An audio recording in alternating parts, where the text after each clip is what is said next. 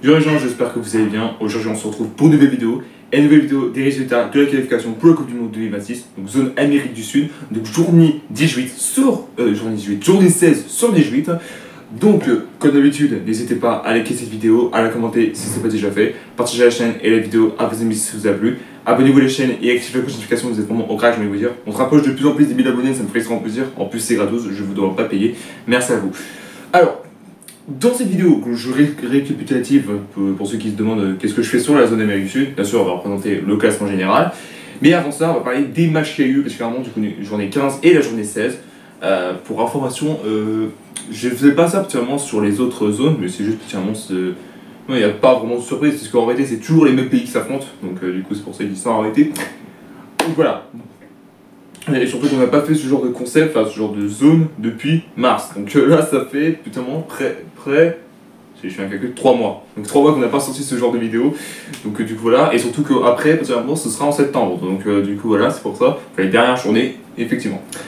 Donc on va commencer avec la journée 15 sur 18. Donc la journée 15, donc le premier match qu'il y a eu c'était Paraguay contre l'Uruguay. Et Paraguay du coup qui avait gagné 2-0 contre l'Uruguay. Voilà, le Paraguay déjà qui est une très belle équipe en face, j'arrive pas à parler, qui ont plus connu la Coupe du Monde depuis 2010. Donc du coup là ça fait longtemps en réalité que le Paraguay n'était plus venu. Ensuite, Équateur, Brésil, un match serré, 0-0 entre les deux équipes. Bon, en même temps, c'est plus le Brésil des années passées en réalité, parce que le Brésil est devenu éclaté, donc c'est pour ça que je dis ça. Ensuite, on passe le Chili contre l'Argentine, et du coup l'Argentine, sans surprise, qui gagne contre le Chili. Malgré qu'ils sont quand même qualifiés, et je trouve qu'ils devraient mieux perdre maintenant, parce que quand même là, particulièrement, ils sont déjà qualifiés depuis longtemps, donc du coup voilà quoi. Ça, en plus, c'était la première nation Amérique du Sud qui était qualifiée, du coup voilà. Ensuite, finalement, la Colombie contre le Pérou, 0-0 entre les équipes. Une déception pour les Colombiens, parce que le Pérou enchaîne entièrement des mauvaises prestations, et surtout que là, elle doit être éliminée, donc du coup voilà. Et pour terminer la 15e journée, c'est Venezuela contre la Bolivie. Venezuela qui a gagné 2-0 contre la Bolivie, une surprise totale. Et je pense que ça va jouer absolument pour les barrages. Et après, j'ai expliqué ça après en réalité. Voilà, donc on passe à la 16e journée. Donc la 16e journée, il s'agit du premier match Bolivie contre le Chili. Bolivie qui gagne 2-0 contre le Chili. Donc le Chili que je pense qui est out de la compétition. Ensuite, finalement, Uruguay contre le Venezuela. Malheureusement, l'Uruguay, bon, sans surprise, qui gagne contre le Venezuela 2-0. Ensuite, l'Argentine contre la Colombie, un choc j'ai envie de dire, et bah du coup c'est un nul entre les deux équipes en réalité. Du coup, voilà. Excusez-moi. Ensuite, Brésil contre le Paraguay. Le Brésil qui s'est réveillé en gagnant 1-0 contre le Paraguay. Bon après, qu'est-ce que je peux dire là-dessus hein, c'est que le Brésil, c'est le Brésil quoi en face. Hein. C'est plus la bonne équipe depuis ce temps-ci. Hein.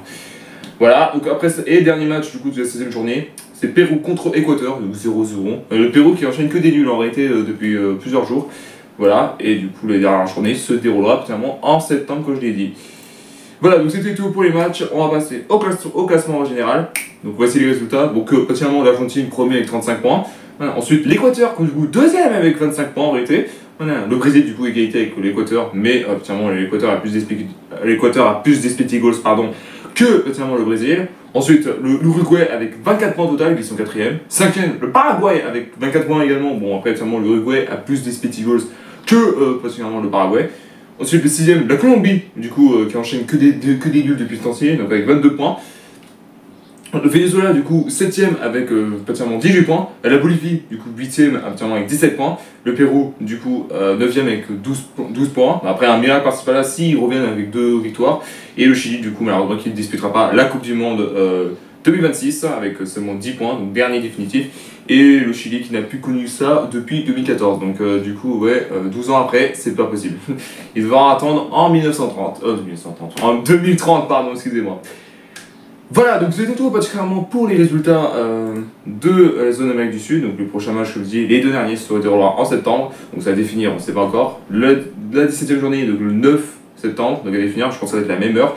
Et la dernière journée, de 14 septembre, du coup la même heure, je pense à la même heure également. Donc voilà. Merci à tous d'avoir suivi cette vidéo, n'hésitez pas à liker, à la commenter si ce n'est pas déjà fait. Partagez la chaîne et la vidéo à vos amis si ça vous a plu. Abonnez-vous à la chaîne et activez la cloche de notification, vous êtes vraiment au crack. Et on se retrouve très bientôt pour une nouvelle vidéo. Peace.